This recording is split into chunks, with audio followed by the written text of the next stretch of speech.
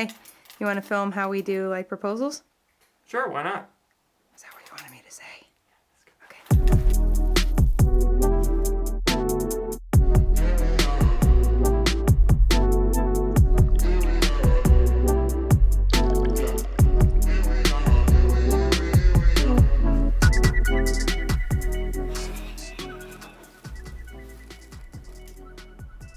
Babe, I'm done making coffee. You want to make that video?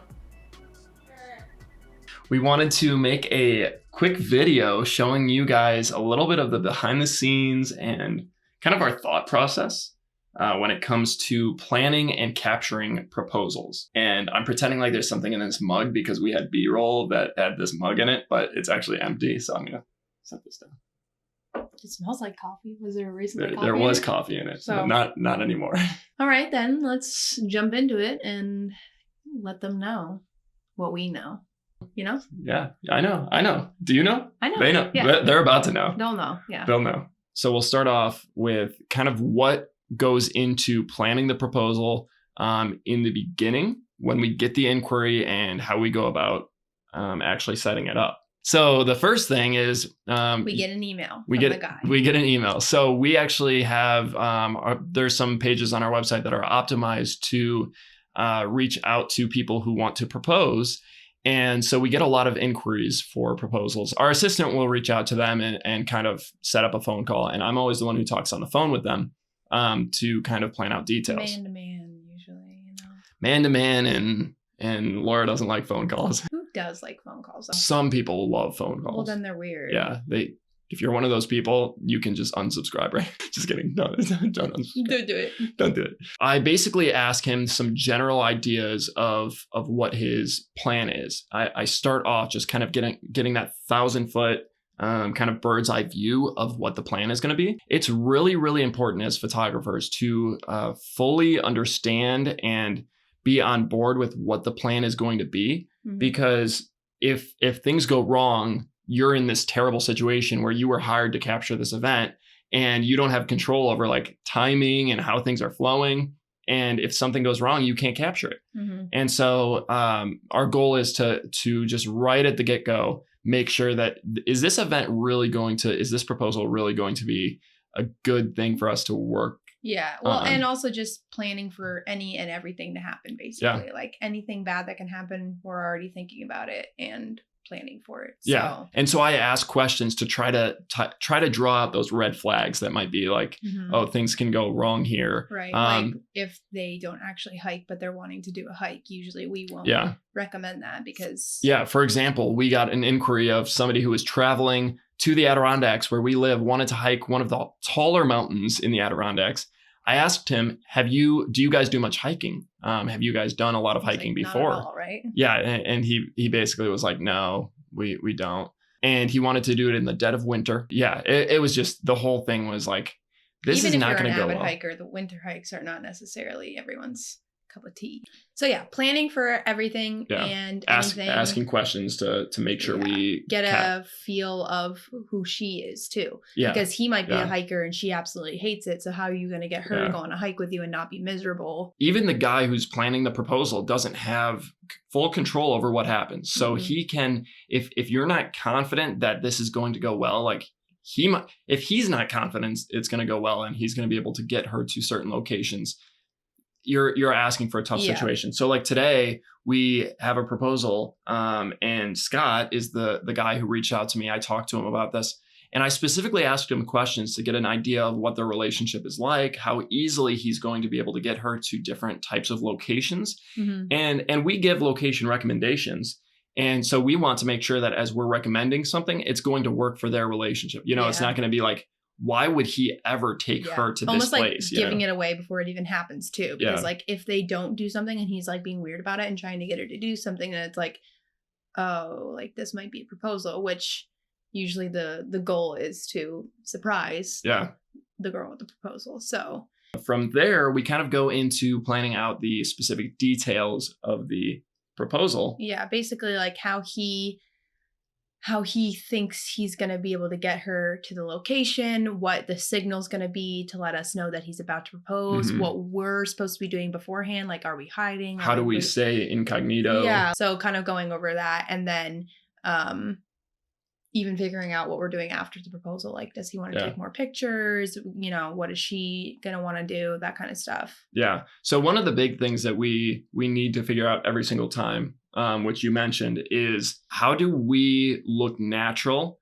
but also be positioned in a place where we're going to capture the proposal well. I always used to think, like, my brother, when he proposed, I was joking around with him when I was like, I think in high school at that time.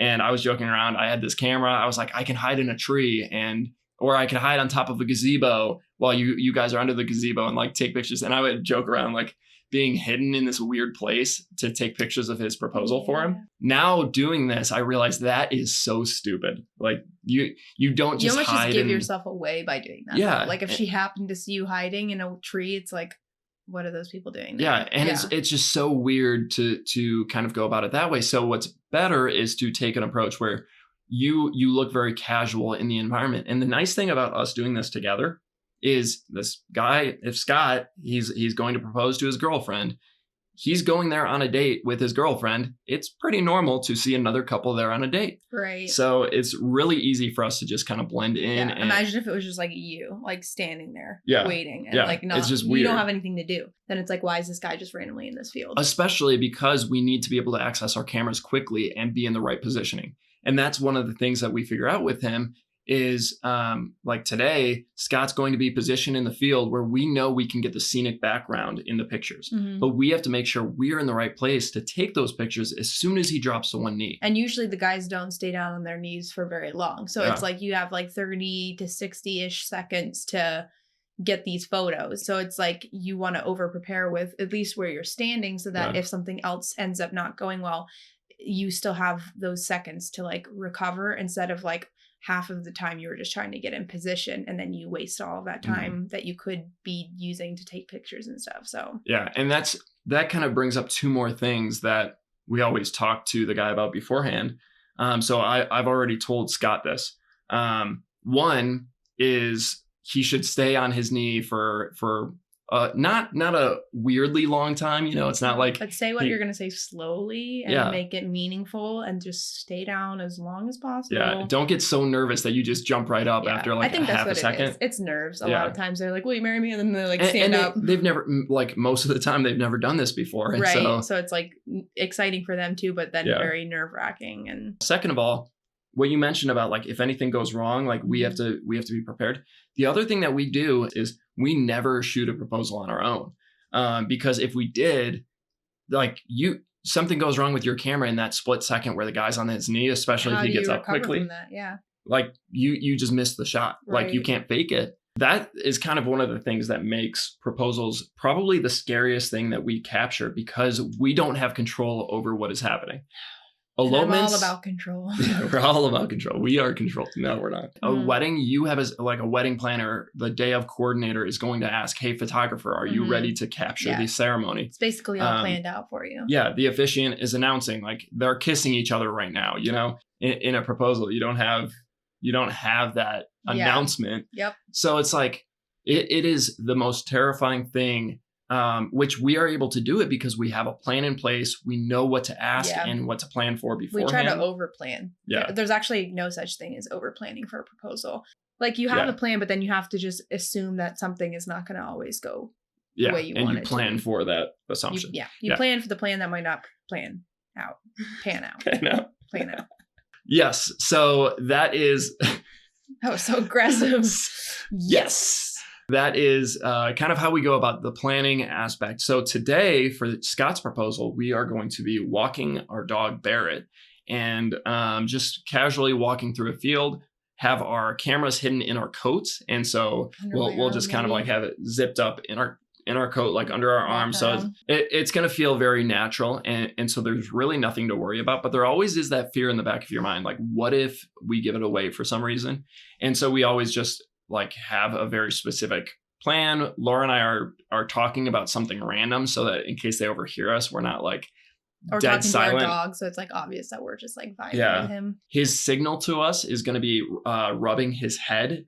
He doesn't really have a head full of hair, but kind of like running his Just hand like through his hair. Like, touching it. So they're visiting the Adirondacks, and so he's getting her there by telling her that he wants to take photos, selfies in the scenic field that he found. Which just randomly online. Yeah, he found this field with research, and his Technically, research was my recommendation. So we're really excited. I think it's going to go really well, and we're excited for Scott because he's really excited. He's just been very anxious to make it happen because we've been planning it. You just want to do it. It's been what 4 weeks, 5 weeks in the making. Yeah. So he is ready to just make it happen, and we're excited. We are. Too. I don't like anticipating it. Like in the moment, it's like, oh, good. Like but the 4 weeks leading up to the proposals, it's like, okay, let's hope that she is there. Hopefully they're both in good moods. You can never like predict what if she doesn't feel good, and he's like, oh, we can't do it today. What if she has blisters on her feet and doesn't want to walk around Prague when you're trying to propose in one of the coolest cities on earth? Is this like a personal story that you got? Bad dream. I tried proposing to Laura. You did propose. You did. In cool places in Prague. She didn't want to because she had blisters on her feet. She didn't want to walk around. And because I didn't want people to see. That was my one stipulation when you were proposing is I don't want anyone around. I want people to see we sat in Starbucks for like 3 or 4 hours. Because Starbucks is the best. In Prague, in the Czech Republic. Why? Because you have blisters on your feet. But all that to say, you don't know if she's going to not feel well, if she's going to have blisters on her feet, something like that. So, and she can't help having blisters on her feet too. So that wouldn't be her fault. So if we were going to give advice to somebody who is planning on proposing and wants to hire photographers to capture it, what would our advice be to them? Over plan. Yeah, don't try to rush it. A lot of the guys... I'm going to be there in 3 days. Can we do this? No. It's just not happening. Yeah. I guess not over plan, but plan for any scenario. Yeah. And then in that plan, do what you know she's going to likely be willing to do, knowing how to actually get her there. And you would know that more than anyone else because you're going to marry her. Hopefully. So, yeah. Yeah. So that's one. Another thing I would say, that's 2. Overplan and know how to get her there. Those are 2 things. I'm a good listener. 2 things. Another one is to make sure that your photographer really knows what they're doing. Photographers. Yes. Unless multiple. Make sure there are 2 of them. Trust one, but we would recommend always having 2 at a proposal because 1, something can go wrong and then you're screwed. Yep. It probably is best that they've captured proposals before. Obviously, everyone starts somewhere, so that if they haven't, at least make sure you've thought through every single aspect with them. Like the first proposals that we shot, we weren't super experienced, but we are now, and so. Just make sure that your photographer is thinking through some of the things that we're talking about, or ask them about it if you've talked to them and they haven't said these things, and these are things to bring up to them. And if you haven't booked with them, then you might want to find someone who would actually initially know these things. And if we were going to give advice to photographers who are planning on capturing a proposal, maybe don't shoot it alone. Maybe they already booked one. Maybe they're trying to book proposals because they're really special, intimate moments. So they're a lot of fun, even though they're stressful. What would, other than don't shoot it alone, what would our other advice be?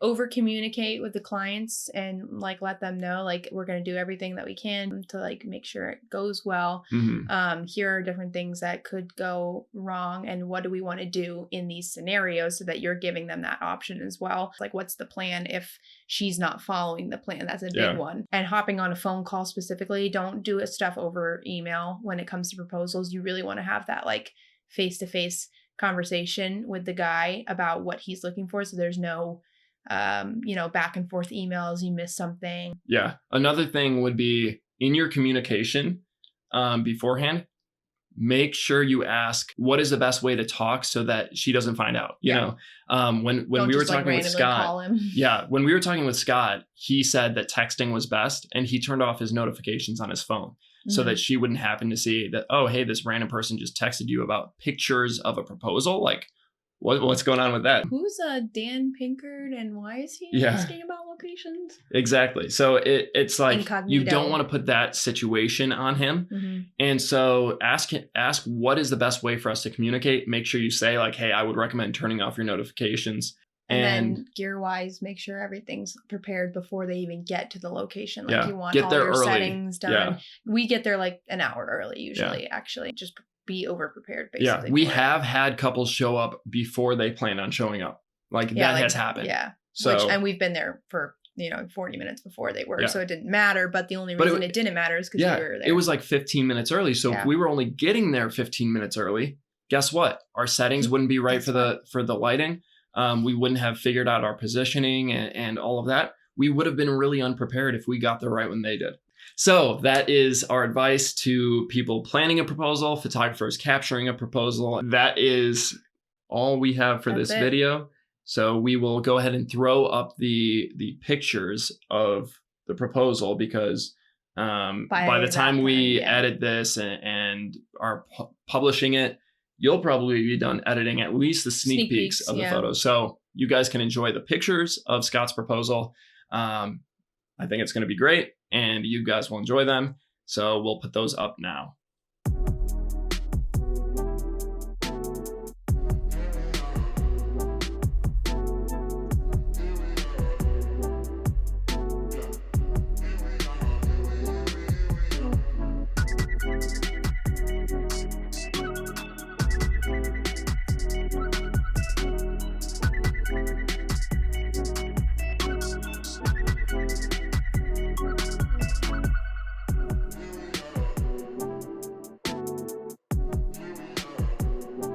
Make sure that you guys subscribe below and hit the notification bell to see our other videos. You use a lot of hand I do. I always have. Doing anything you're like.